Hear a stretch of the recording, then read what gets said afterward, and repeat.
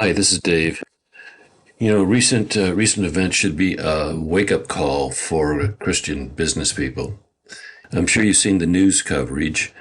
A restaurant in Virginia recently canceled a Christian nonprofit group's reservation for a pre-booked private banquet.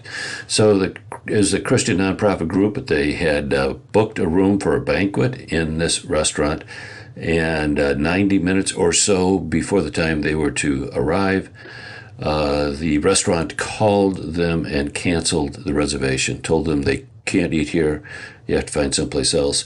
And the reason given was that the employees felt, quote, unsafe serving the Christian group. Now, there are lots of things we can say about this. On one hand, we can't help but think that the employees must be the same people who demand safe spaces on college campuses because they aren't stout enough to socialize with someone who thinks differently. Could be that group, that mindset. We can't associate with anyone who thinks differently from us because we're just not stout enough intellectually. It could be that group. Or we might think, how ironic. These are the same people who are suing a Christian baker for refusing to provide a wedding cake for a same-sex marriage. So it's okay for us not to serve people we disagree with, but we're going to pursue in court people who do that, who do exactly the same thing. Well, and I suppose we could also think something like, hooray for the restaurant owner. No reason to serve people who think differently. Okay, snarky comments aside, there is a significant lesson in this for Christians. This incident is just one expression of a deeper trend. And we've witnessed the culture shift in the last 3 decades from being primarily Christian to secular. And now we're seeing the next phase, which is anti-Christian.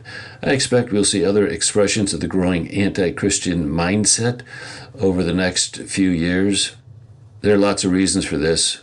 The release of the files from Twitter, for example, has exposed how widespread the conspiracy to prevent free speech and expression of ideas which run counter to the progressive agenda. There is a conspiracy to prevent free speech. If you hold positions other than the progressive agenda, then big tech, the legacy media, various government agencies will collude together to suppress that information. That's clear from the Twitter files. And we've all heard the expression "power corrupts," and absolute power corrupts absolutely. Typically, that translates into suppressing the speech of those who disagree with you. It is predictably one of the first initiatives of those who come to power. And then we just look at wherever dictators come to power. What's the first thing they do? Clamp down on free speech. We see that played out in Iran, as the rulers suppress free speech and refuse to allow people to question them. We see it in Russia as the Putin administration censors any idea that runs counter to its version of events. And we see it here in the U.S. as the ruling elite suppress any ideas that question their agenda.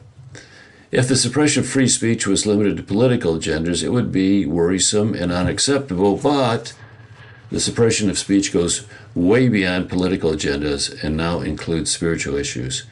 The Christian group was denied service not for any political reasons, but because they support the biblical guidance in regards to families and marriage. This antipathy to Christianity from the left goes back generations and can trace its modern-day roots to Karl Marx and the communist dictatorships that sprouted from him. It is an integral part of the left's mindset. But the media portrayal is just one of many factors that have contributed to the anti-Christian culture. Much of it, as we look around for something to blame, we need to look at ourselves. Much of it is our own fault. We have been too comfortable in our lifestyles, where we piously go to church on Sunday and then live by the world's rules Monday through Saturday. We've been taught that the institutional church is the focal point of our Christianity. Then it's been comfortable to believe that.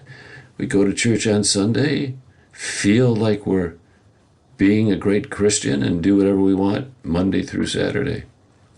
We hide behind that concept because it gives us a reason to stay quiet and keep our faith buried in the marketplace.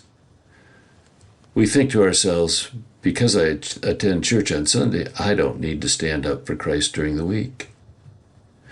So our colleagues, customers, and vendors don't see Christians as intelligent, hardworking, empathetic, because we have chosen to remain on the sidelines.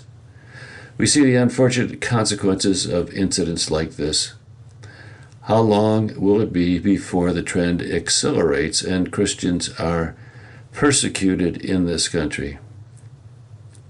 So we will continue to see an even more blatant incidents.